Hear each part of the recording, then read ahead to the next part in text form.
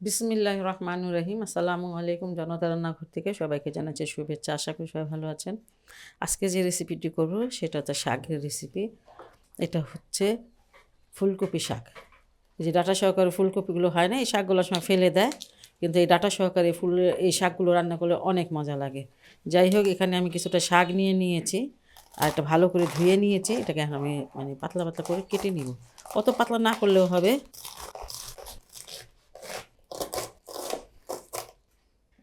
এখানে শাকগুলো সিদ্ধ করে নিব।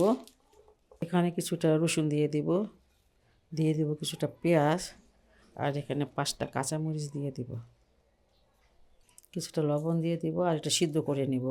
যদি পানি লাগে আমি দিব, আমি আগে সিদ্ধ করে দেখবো যে কতটুকু পানি লাগতে পারে। সিদ্ধ করে নিয়েছি, অল্প একটু পানি দেওয়া লাগলো, আর এখন একটু পানি আছে, আমি এটাকে সুন্দর করে ব্লেন্ড করে নেব। আর ব্লেন্ডার না থাকলে অবশ্যই পাটাপুতা দিয়ে করে নিতে পারবেন। ব্লেন্ডার জারে নিয়ে নিচ্ছি। এটা বেটে ব্লেন্ড বা বেটে নিলে তারপর ভাজি করলে এটা খুব স্মুথ হয়, না হলে পাতা একটু শক্ত শক্ত তো এগুলো পাতাটা। শাকটাকে বাগার দিয়ে দিব। এখন 4টা শুকনো মরিচ নিয়েছি। এখানে একটা আস্ত রসুন নিয়েছি, সেটা দিয়ে দিলাম। পেঁয়াজ, একটা পেঁয়াজ একটু বড় সাইজেরই।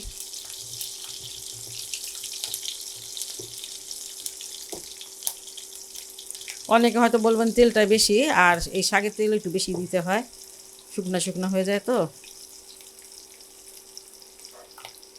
এই শাকটা খেতে কিন্তু অনেক মজা। রসুন পেঁয়াজটাকে সব একটু ভেজে নিয়েছি, আর এর থেকে বেশি আর ভাজবো না। এখন শাকগুলো দিয়ে দিব। বিসমিল্লাহ।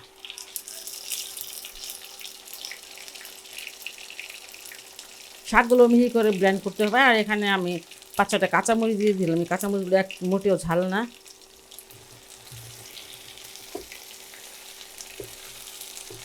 যারা কম তেল খান তারা কম দিয়ে নেবেন, সমস্যা নেই।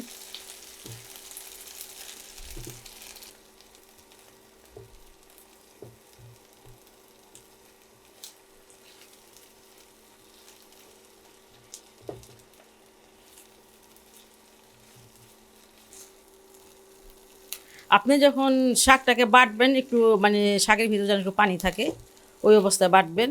পরে পানি দিবেন না, আর একদম মিহি করে যে বাটতে হবে।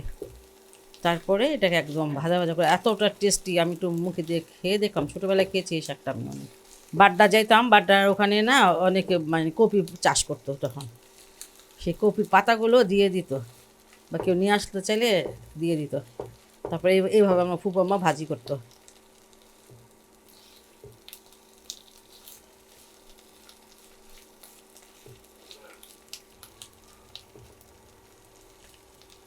শাক ভাজিটা হয়ে গেল, আর এটা এখন আমি নামিয়ে দেখাচ্ছি।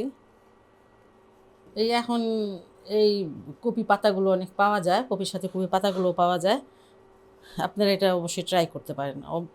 আসলে অনেক স্বাদ এই শাকটা। এই শাকটা দিয়ে বেশ অনেকখানি ভাত খেয়ে নিতে পারবেন যারা শাক পছন্দ করেন।